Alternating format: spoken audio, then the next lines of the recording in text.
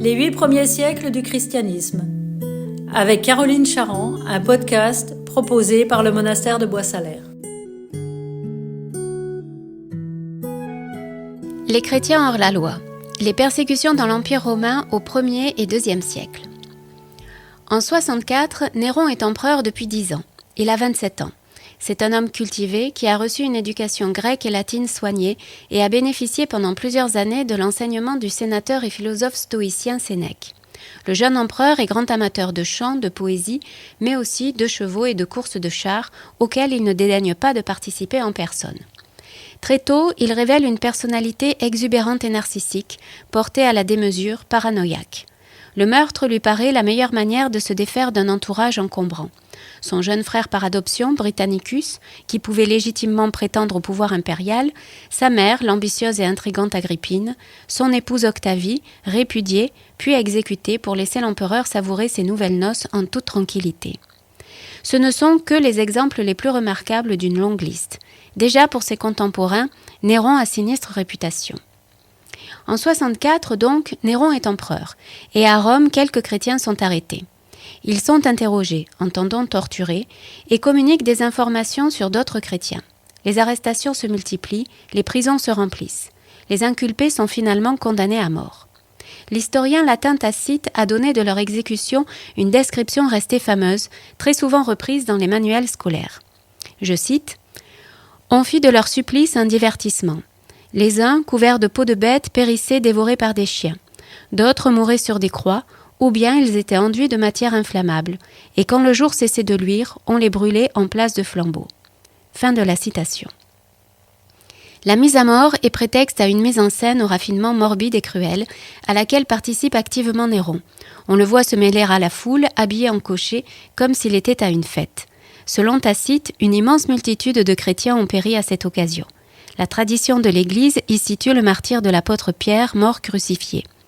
De ce jour, pour les chrétiens, l'Antéchrist prend le visage de Néron.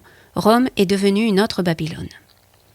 L'événement fait aussi date dans l'histoire comme la première des persécutions subies par les chrétiens de la part de l'Empire romain. Encore aujourd'hui, nous ignorons ce qui en a été l'élément déclencheur. Les quelques sources à ce sujet ne concordent pas. Tacite, pour sa part, est très clair. La persécution est une conséquence du terrible incendie qui, au mois de juillet 64, a ravagé la capitale de l'Empire. Le drame a été considérable. La ville a brûlé pendant 9 jours consécutifs. La plupart des habitations étaient en bois. 10 quartiers sur 14 ont été dévastés. Plusieurs centaines de milliers de Romains ont tout perdu. Aux pertes matérielles s'ajoute le traumatisme pour les esprits. Le cœur de l'Empire a été touché. Une rumeur se met à courir. Néron lui-même aurait ordonné de mettre le feu. Vraie ou fausse, une fois lancée, la rumeur exerce son pouvoir pernicieux. Selon Tacite, Néron, désespérant de faire taire la vox populi qui l'accuse, a trouvé en la personne des chrétiens des coupables tout désignés. Cependant, Tacite écrit 50 ans après les faits, et il est le seul de l'époque à mentionner un tel motif. C'est pourquoi certains historiens privilégient aujourd'hui une autre explication en se basant sur une lettre écrite dans les années 90 par l'évêque de Rome Clément. Celui-ci indique en termes voilés que l'envie et la jalousie auraient été à l'origine des arrestations. Les chrétiens auraient donc été dénoncés. Et l'hypothèse généralement admise est que la dénonciation aurait été faite par des membres de la communauté juive de Rome. Nous sommes en 64, c'est-à-dire 2 ans avant le déclenchement de la première guerre juive. À cette époque, souvenez-vous, les tensions entre juifs et chrétiens ne cessent de s'intensifier. 2 ans auparavant, Jacques, chef de la communauté judéo-chrétienne de Jérusalem, a été lapidé par les Juifs. Les deux explications ne sont donc pas incompatibles. La thèse de Tacite sur l'incendie, quand bien même serait-elle incorrecte quant aux événements de 64, n'en exprime pas moins une réalité très souvent confirmée par la suite. Les chrétiens servent de bouc émissaire. Que surviennent des difficultés, des tensions sociales, des désastres, justement un incendie, des guerres très régulières, des épidémies, des tremblements de terre, et l'opinion publique en rend responsables les chrétiens. Leur refus d'offrir aux dieux et à l'empereur les sacrifices qui garantissent la pérennité de l'État et de la société est criminel aux yeux des polythéistes, car il prive l'Empire de la protection divine dont il jouait habituellement. Force est de reconnaître que le message eschatologique que véhicule la prédication chrétienne de ce temps semble leur donner raison.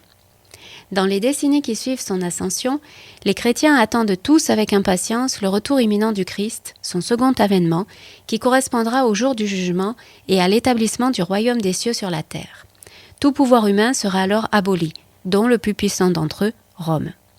Les chrétiens annoncent donc l'effondrement prochain de l'Empire, et certains, particulièrement enthousiastes, se réjouissent peut-être même un peu trop ouvertement de tout ce qui peut être perçu comme un signe avant-coureur de la fin. On observe des flambées de violence régulières dans les régions les plus orientales, qui sont aussi les régions où le messianisme, l'esprit eschatologique sont particulièrement vigoureux. Sans qu'intervienne le pouvoir politique, les premières formes de persécution sont donc des lynchages, des pogroms, c'est-à-dire des manifestations spontanées de l'animosité populaire, contre une minorité religieuse qui est perçue comme malveillante et nuisible. L'hostilité conduit aussi à des dénonciations comme celles qui ont pu avoir lieu en 64 à Rome. C'est là que débutent véritablement, au sens propre du terme, les persécutions contre les chrétiens. En latin, la persécution désigne une poursuite judiciaire. Stricto sensu, les persécutions sont des procès intentés aux chrétiens sur la base de plaintes adressées aux autorités. Ce n'est peut-être pas la première image qui nous vient à l'esprit quand on parle des persécutions. Nous nous représentons peut-être d'abord d'effroyables supplices, des condamnés à mort livrés dans les arènes à des fauves affamés. Et tout ceci n'est, tristement, que trop vrai. Mais les chrétiens ne sont ni les premiers ni les seuls à servir au divertissement sanguinaire de la foule. Telle est, à Rome et dans les grandes villes de l'Empire, la manière dont sont exécutés les criminels et les prisonniers de guerre. Jetés dans l'arène, sans armes et généralement ligotés, leur mise à mort fait partie des jeux qui sont donnés au peuple les jours de fête. Ajoutons que les descriptions des supplices infligés aux chrétiens peuvent aussi correspondre à la torture qui est d'usage quasi systématique dans le système judiciaire romain au moment des interrogatoires. Essayons donc de préciser le cadre légal et juridique dans lequel s'inscrivent les persécutions des chrétiens. Au 1er et au 2e siècle, la religion chrétienne n'est pas officiellement autorisée, à l'inverse de la religion juive par exemple, mais elle n'est pas non plus interdite. Il n'existe dans l'Empire aucune disposition qui reconnaisse son existence, mais aucune non plus qui s'y oppose. Cela signifie que pendant les 2 premiers siècles, l'État romain n'est pas à l'initiative des persécutions. Elles viennent de la base de la société. Elles ne sont ni organisées ni systématiques. Très localisées, elles concernent des communautés déterminées et sont limitées dans le temps. Elles sont ainsi étroitement liées aux circonstances particulières du lieu, au contexte d'une ville ou d'une région qui parfois nous échappe. Ainsi, par exemple, l'origine de la persécution qu'ont subie les chrétiens de Lyon en 177 demeure obscure. Mais les historiens estiment aujourd'hui que le danger très réel d'une invasion par les barbares germaniques a été un facteur déterminant. Les persécutions des chrétiens sous l'Empire romain n'ont donc pas été un phénomène uniforme, ni dans le temps ni dans l'espace. En ce qui concerne la chronologie, il faut distinguer d'une part la situation des 1er et 2e siècles, et d'autre part celle du 3e siècle, où sont édictées les premières mesures impériales à portée générale pour limiter puis interdire le culte chrétien. Nous y consacrerons plus tard une émission. Au 1er et au 2e siècle, les chrétiens se trouvent dans une situation de flou juridique, qui peu à peu se comble par la pratique, c'est-à-dire la jurisprudence. La procédure est tâtonnante au cours du 1er siècle. À partir des années 112-113, elle se précise, à l'occasion d'un procès intenté contre des chrétiens à Bithynie, en Asie mineure. Le gouverneur chargé de son instruction, Pline le Jeune, n'a en la matière aucune expérience et ne sait comment procéder. Il en réfère à l'empereur Trajan, dont la réponse fait jurisprudence pour les décennies à venir. Désormais, les règles sont clairement énoncées. Il ne faut pas poursuivre activement les chrétiens. S'ils sont dénoncés et refusent d'abjurer, il faut les condamner. S'ils acceptent de sacrifier, il faut leur pardonner. Enfin, les dénonciations anonymes ne doivent pas être prises en compte. Voilà pour le modus operandi. Mais il reste tout de même à savoir une chose. Si la religion chrétienne n'est ni interdite ni autorisée, de quoi donc sont accusés les chrétiens ? Le motif d'inculpation peut surprendre. C'est le nom même de chrétien. Comprenons ce que cela signifie du point de vue de la loi romaine. Le magistrat qui instruit le procès, en l'occurrence le gouverneur, ne s'intéresse pas aux convictions intimes de l'inculpé. Il cherche à établir si ce dernier a enfreint la loi ou s'il peut s'avérer un danger pour l'ordre public. Peu importe ce que croient les chrétiens, on regarde ce qu'ils font. Or, les chrétiens sont organisés en communautés, administrées par quelques personnes, avec à leur tête un président, et ils se réunissent très souvent. Selon le droit, ils constituent une association. Les associations sont régies par une loi spécifique, dite des collèges. Collège veut dire association. Cette loi date de Jules César et d'Auguste. Elle définit les associations licites, qui sont reconnues et protégées par l'État, ce sont généralement des corporations professionnelles, et les associations illicites, qui bénéficient d'une relative tolérance, variable suivant les périodes. Ces associations illicites ne sont pas pourchassées ni inquiétées quand elles ne contreviennent pas à la sûreté de l'État. Mais si leurs agissements sont dénoncés et si elles sont reconnues contraires aux lois et à l'ordre public, alors elles sont considérées comme des factions, c'est-à-dire des organisations subversives et dangereuses pour l'Empire. C'est donc au regard de la loi des collèges que les chrétiens sont jugés. Pour établir l'innocence ou la culpabilité de l'inculpé, on lui demande de renier le nom du Christ et d'accomplir quelques gestes rituels de la religion. Offrir un sacrifice au dieu ou à l'empereur, ou tout simplement brûler de l'encens et se prosterner devant le portrait de l'empereur.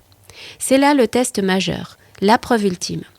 Celui qui s'exécute a manifesté sa loyauté à l'égard de l'Empire. Il est innocenté et relâché.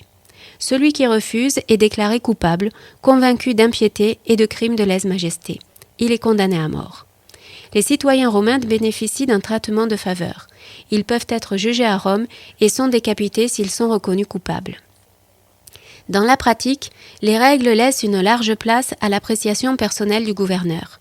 C'est lui qui, en définitive, les applique avec plus ou moins de sévérité. Ainsi, en fonction des lieux, des périodes et des protagonistes, les persécutions peuvent être plus ou moins rigoureuses, plus ou moins intenses, plus ou moins cruelles. On le comprend, la situation des chrétiens reste très précaire. Ils vivent au quotidien sous la menace d'une dénonciation quelconque, qui peut aussi être motivée par la jalousie ou un désir de vengeance tout personnel. Ils sont discrets, mais ne vivent pas cachés ni clandestins.